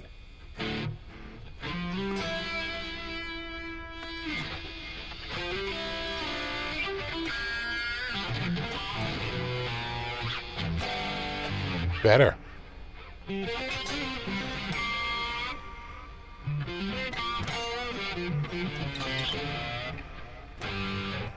Yeah, I got the gate down. So next year for guitars, we'll have to see what they come out with at NAMM. So they've never asked me to work off of the open box and return. That's something I do, just because it takes the pressure off. Now, not every guitar I got last year was an open box return. Some of them were brand new, but I don't like doing that, because now you're taking a brand new guitar and you're making it an open box return. So, it's a little bit more of a hit on them, and I just think you do that enough times, they're not going to want to continue this program, which I really have been having a lot of fun doing. So I think to help keep it going, I tend to work off of the open box return, the scratch and dent, the factory blem. I work off of those. It takes the pressure off of having to worry about, damaging it. You're not taking something that, if you get an open box return and then you return it again, it's still an open box return. You don't really change the status of it at all. So I tend to work with that, which makes it tough to get the latest offerings, because you got to wait till someone gets one and then returns it. Trust me, it happens. It happens quite a bit. But there usually is a little bit of delay. Now, some things I have asked for that, and I didn't realize they didn't have it, or what has happened is they had one in, and it's sold, and then they just sent me a new one. And I was like, oh, you should have just let me know. I would have just found something else off the friggin' clearance shelf, because I'd much rather do that. But they're cool with it. They never give me any grief. But I think if I was taking 50 guitars a year, 48 guitars a year, and changing them from brand new to open box, I think I'd wear out my welcome. I just want to make open box and just keep it open box, and everybody's happy. So I'm sticking with the open box for now.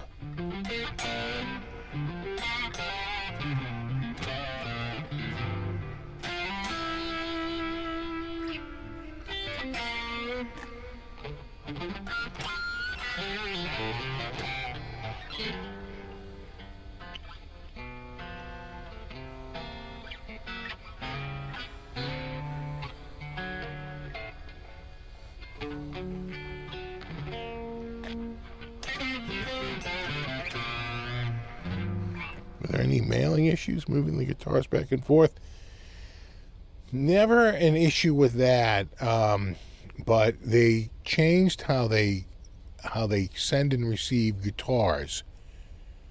So for the longest time, they would send them, they would send them by FedEx, always sent by FedEx, but the returns were always through UPS, which is a little bit of a pain in the ass, because my closest UPS store is it's like a 30-minute drive. It's a good 20-minute drive, because the one that was close to us is closed. So, it's a little annoying to have to drive to go drop the guitars off. So I was going to Staples, because there's a lot more Staples. I get to Staples in freaking 10 minutes. So I've been going to Staples and dropping them at Staples, because they're big enough that they can handle them. And I would only bring them one guitar per day. And for a while, I was bringing like 3, but they were kind of overwhelmed behind the counter, and so I stopped doing that. I started bringing them 1 guitar a day. Now, they completely changed that. Halfway through this year, sometime in July, they switched from sent by FedEx, returned by UPS, to sent by FedEx and returned by FedEx. And that's actually been a lot easier because we actually have a FedEx place that's only a little bit farther than the Staples and not nearly as far as the UPS store. So it's fine. It's, you know, it quite frankly, the Staples also takes Amazon returns. I'm always waiting behind someone as they go through their stupid Amazon return. So I'm actually really happy with how they do it now with the FedEx. And the only downside is sometimes they ship 2 or 3 guitars in a single box. Now, they're already boxed in their own boxes, but then it comes in a big shipping box. And I have to get out the 2-wheeler because that thing weighs like 40 pounds. Right? You got 3 guitars in there. I'm going to whipping that shipping box into the back of my car. And then when I drop it off, they're always like, "What's in the box?" And I'm like, "Guitars." They're like, "Are you sure they're securely wrapped?" And I said, "Well, they're in their own boxes." They're like, "Oh, okay." I said, "Yeah, it's stuff. This is just the shipping box. They all have their own shipping box inside." They're like, "You'll be fine." So that should be. You know. So I never really had anything lost. What's shocking is how fast they get the guitars here. I think they're shipping out of northern New Jersey. And so I can put an order in and I'll get an email and it will say like, "Thank you for being part of our creator partnership program. Here's the gear that we're sending your way." And then I'll get an email a few hours later saying, "The following items have shipped," and it's like every single guitar is already shipped. And they're like, "We have an estimated shipping delivery date," and it's like tomorrow. And then the next day at like 11 a.m., that guy is plopping friggin' between 2 and 4 boxes on my front door. I'm like, okay. So, you know. Oh. What are you running to, cutie?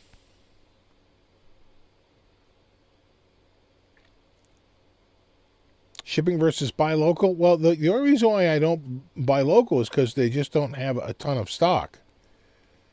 Right? If I'm like really on the hunt for like a certain type of guitar, then it's just a matter of finding it for a really good price. As long as the guitar isn't damaged, there's nothing wrong with it that I can't. If it needs a setup, anything like that, that's easy peasy. And you can save a lot of money that way. A lot of money. So I tend to go online and buy used.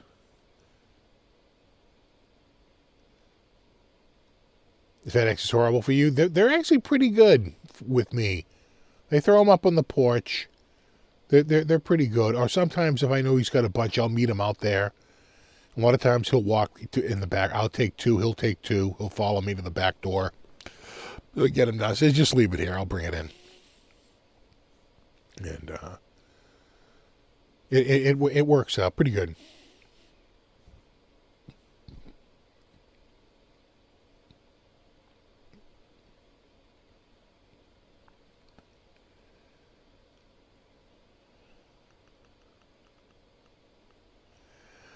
Well, yeah, a lady in front of you said the clerk had to go get the package out of her car. Yeah, good luck with that. Beat it, you old bag. That doesn't quite work that way.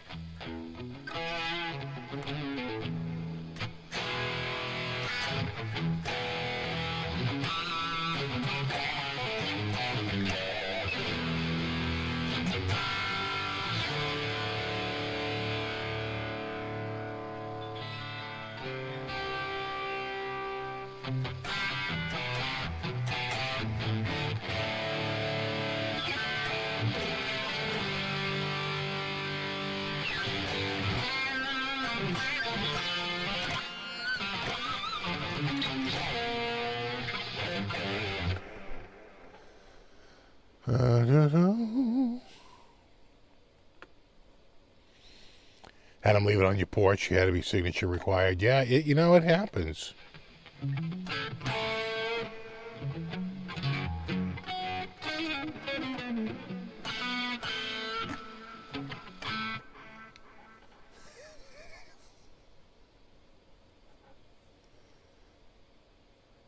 What are you doing over there, roly-poly?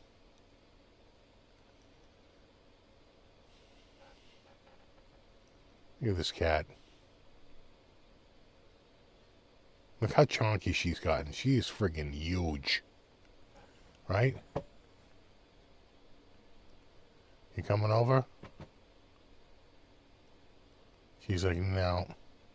No. I found something.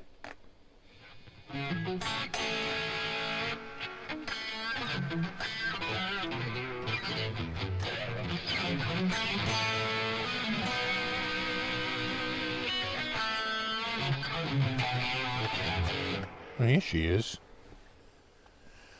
No, I never live stream from NAM because a crappy connection. You know, I used to post a lot from there, but not really. Now I just shoot my videos and then I come back and then I put them all out pretty quickly.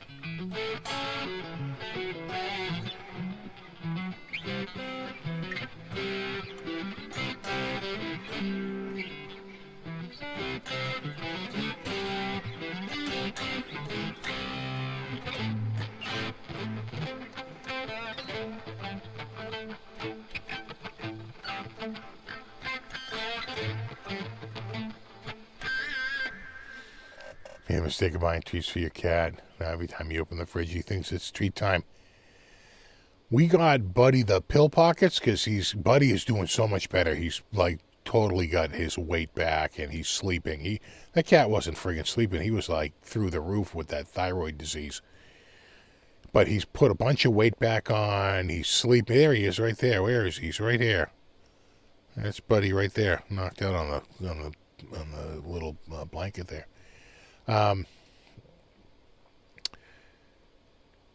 We've been putting it in the pill pocket, right? The chicken flavored pill pocket. So we ran out of chicken and we switched to the salmon. He won't eat it. We had to do an emergency run out to the friggin' pet store to get more chicken ones so that he'd eat it. He's like, I'm not eating that crap. What the hell do you think I am? Chicken or beef. But he doesn't like, he does like chicken and beef and turkey, but he does not like fish. Can't believe Pete got his eye surgery, came out great. Yeah, and you know, there's a little risk with that. So good, you know, good for him, lucky for him. And like he said, he goes, you know, his peripheral vision opened up. He goes, you know, it's much more of a wide screen than I thought people had vision for, right? You have much better peripheral vision, right?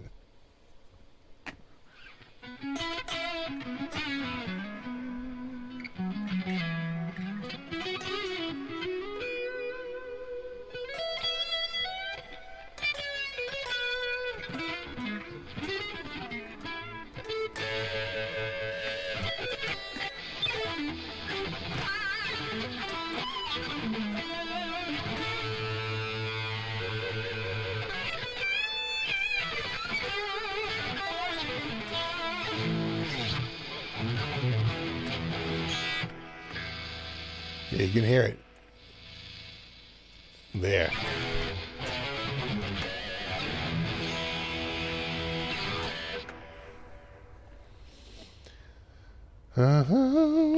Doo-doo.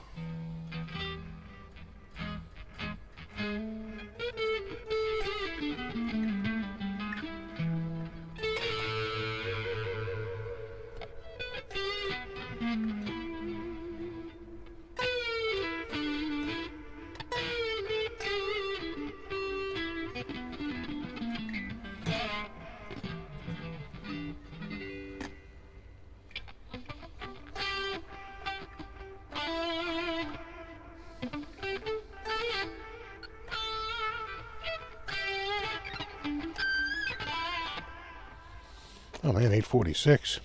Going by quick, huh? So next year, I obviously I'll be sticking with the brands and sounds. I have heard through the grapevine that Vola will be expanding their lineup next year. So I think you're going to see at least one or two new models, maybe more, from Vola. I'm looking forward to checking those out. And, I'm sure I'll find something. Like I got this year. I've been trying to focus more on some of the older, like, again, I got the RG 560 this year. Trying to focus a little bit more on like older guitars for myself, versus the stuff I get from Sounds. It's hard to get excited about a new guitar when you're playing a different guitar like every week, right? It's like, why do I need to even buy a guitar? So that's where you find something old like this is 87 or an 88. Let's go to old cam. Yeah, right there. Oh, hold on, I'm stepping on that. Yeah, Papa.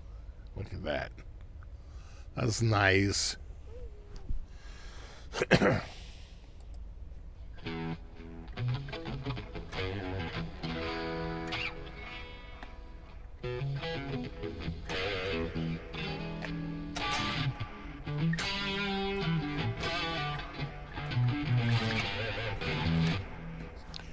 Anything guitar gear-wise you're looking forward to? I would love if... I don't think they're going to. I would love for Ibanez to reissue the RG 560, but I don't think so. I think they went with the 460 DX, right? The RG 460 instead of the 560 series. I don't know. They did the 550 and the 570. Why don't you do the 560? But I don't think they're going to do it. I would love it if they did that.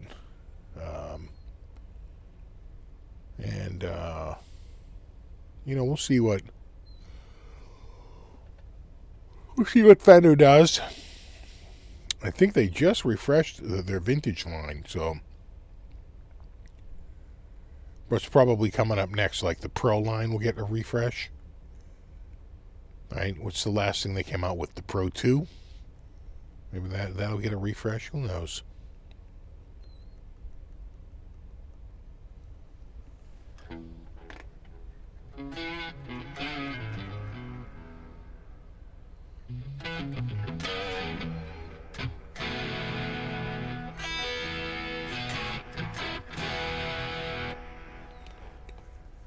Who else? I'd like to check out another Reverend or two. I've only had one here so far. I'd check out another Legator. I thought they were pretty good. I think I've been through most of the Sterling line. I was leaning on that brand quite a bit. Did a lot with them this year. So we'll see. Oh, man.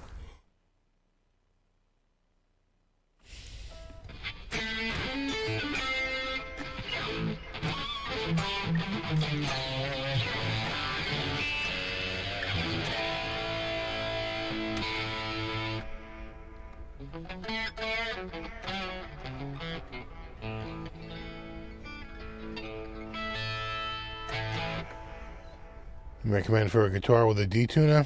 Probably an EVH. That'd be the obvious choice. An EVH special. I haven't had a ton of good luck with them. It does require a little bit of a setup to get it to work perfectly. If you wanted to drop the C sharp on an E flat tuning. It always seems to be overshooting it for me, and it's always sending the rest of the guitar out of tune. So, good luck.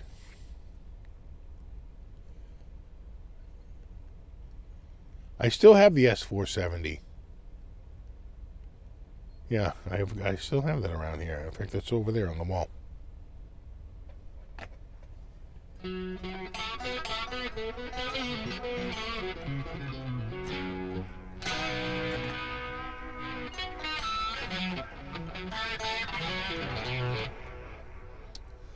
Kramer 83 reissue. Is it the 83 or the 84? 83 with a single? Is that a Beretta?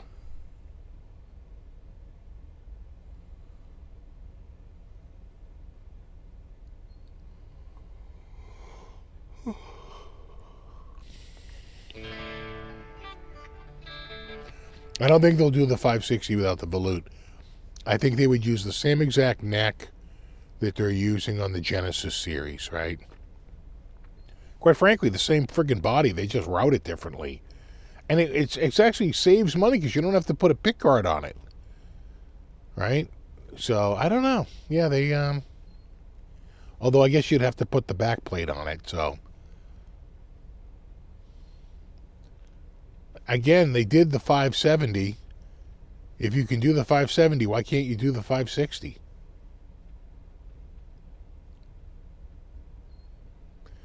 Yeah, the 83 Grail Beretta. I think the Grail Beretta, though, was an 84 with the large offset headstock. No? Wasn't it 84?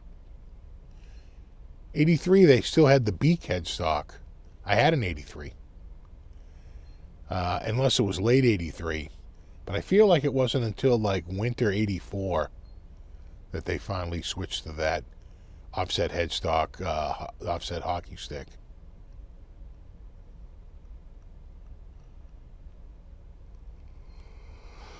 Oh, man. I got the yawns all of a sudden. Any keyboard synths on my wish list? Not really. I picked up a Korg Nautilus this year. I sold my Yamaha. And that Nautilus sounds freaking awesome. And I updated my computer, so probably a little bit more on the soft synth stuff. You know, which was getting a little tricky. Steve, what do I practice these days? You know, it depends. Sometimes it'll be, I'll hear something and I just want to know how, you know, what the melody is. It could even be something on TV, and I'll pull it out. Say what? I officially have the yawns.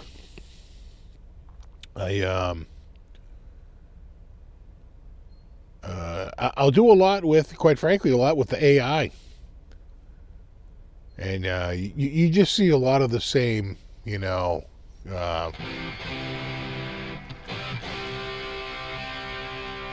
to like a dominant 7, to the 6 chord, to the 4 chord.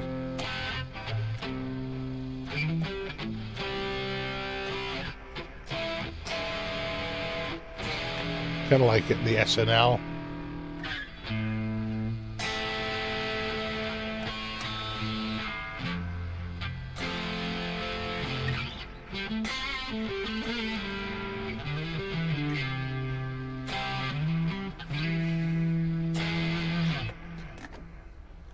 You start to learn those figures and stuff. The Christmas song was what was it? It was A. Right. So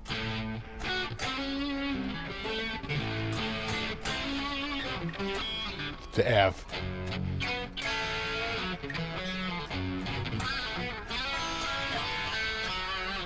D. E.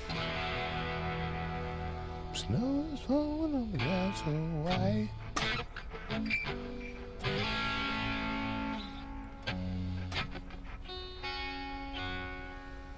And then D.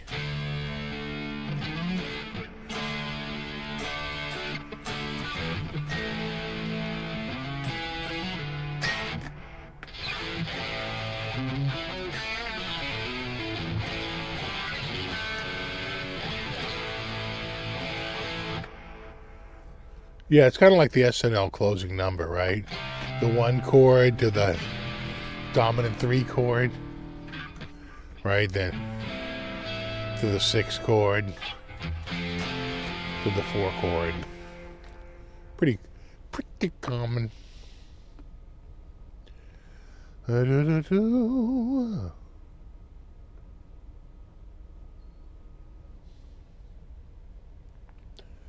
geez, 8:56. Getting late.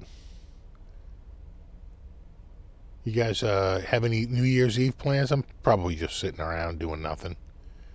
We can all talk about how little we did next week.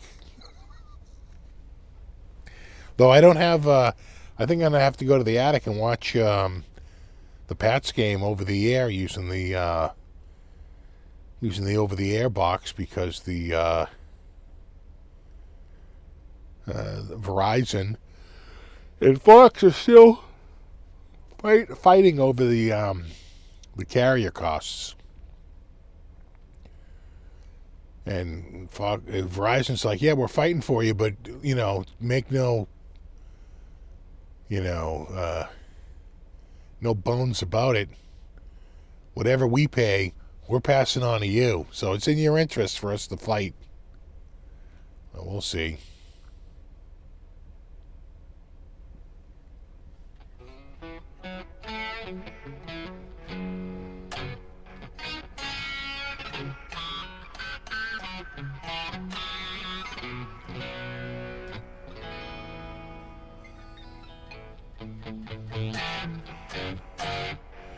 Yeah, boy, that gate is a little bit, though, huh?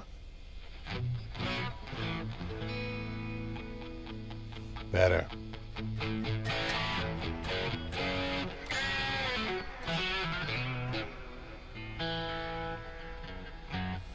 Stay inside, stay safe. Have a good dinner, yeah. I didn't even tell you. Every year I do a tenderloin for Christmas. This was the first year. I practically destroyed it. And I don't want to scare you, but that roast was $175. So I buy a goddamn tenderloin for $175. I put it out there and I'm cooking it. It's going okay.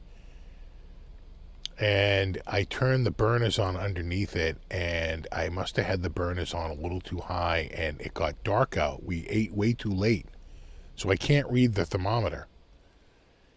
And so last time I had left it, it was at like 91, right? And I want to get to about 145.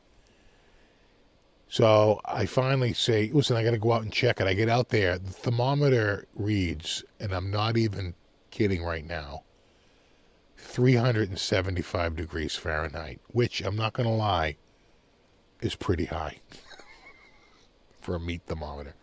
But it was an incorrect reading. What had happened was it burned out the jacket, which is about 3 inches away from the meat, so it's not like it's getting on the meat. But it burned off the jacket, and the jacket was shorting. The jacket was reading the heat from the grill and not the heat from the meat. The meat was completely black, as if it had caught on fire. It had probably caught on fire at some point. So I'm like, oh my God, this is ruined. And I wind up turning everything off, throwing it on a platter. And this thing, a total smoke show. I mean, it looks totally friggin' ruined. And I bring it in, and I have a different meat thermometer, and I check it inside, and it's at 145. I mean, almost perfect. 143, 145. I mean, just like damn near perfect. So I wound up taking a knife and sort of scraping a lot of the burnt bark off the outside. What I should have done was you put like butter on it, and the butter doesn't really prevent the burnt flavor, but it hydrates it so the edge isn't so chalky. But I got it going, not too bad, and it was so freaking bad. I've never had that. It's the first time ever. I say, all the years I've been doing this is the first time I think I might have ruined the roast. It actually turned out pretty damn good. Kind of had a smoky barbecue flavor. It was cooked, I mean, after you got to the edge, because it cooked so fast. After you got past the edge, it didn't really burn. It wasn't out there long enough. You see what I'm saying? So it did have a little bit of a burnt flavor, but with the gravy and everything, everyone was like, you know what, this is actually fine. I was like, I can't believe it. Next year, can we just do Chinese food? or can we eat at 2 o'clock because it's too freaking dark out. I'm like losing my freaking mind here. And I can't, it's hard to, throw away a $175 piece of meat. And that's from freaking Costco. If I went to the butcher, that'd be $2.50. So, it wasn't that bad, I like I said, I did take a knife and sort of like, you go along it and you like if you've ever scraped a piece of bread or, anything like that. I just went around and scraped a lot of it off, then wiped a lot of it off with a paper towel, right, that fell onto the plate. And like I said, if I had covered it in butter and just let it sit under there and let the butter melt on it, it might have really come back, or could have slathered it in like a barbecue sauce, right, just to try to recover some moisture on the exterior. But it wasn't that bad. I think the gravy did a good enough job, and I actually had a couple of pieces yesterday. I said, you know what, this isn't, it's not as bad as as I had feared it would be. So we wound up eating the whole thing. And she gave it to her dad, and he's like, oh, no, it's fine. He goes, yeah, it tastes a little barbecue. And I'm like, yeah. Oh, it's smoky. So I said, can we just get like a poo-poo and a bunch of dishes next year, and can we stop this madness? I think we're already freaking, we're tired of it. So yeah, Randy, the roast was so damn thick, you had to do it in 2 stages. Yeah, I hate that. You dry it out. So anyway, I should have taken it. If you'd seen the picture of it, you'd be like, oh my God. Oh no, it was really, really bad. And it wound up being not nearly as bad as I had feared. And we'll see. I say next year, Chinese food. All right, dudes. Welcome to my new member. Thanks to anyone who contributed. Always appreciate that. Brofist to my mod squad. Hashtag Brofist, hashtag mod squad. We will see you all in a week. You guys have a wonderful week. Have a happy new year. We'll talk about all the all the nothingness we did this week. And there you go. All right, you guys have a wonderful week. Have a happy new year. I'll see you next year, and we will do it all over again. All right, you guys have a wonderful. No, you rock. You will have a happy new year. I'll see you next week, and there you go. All right, guys, I'm off. Later.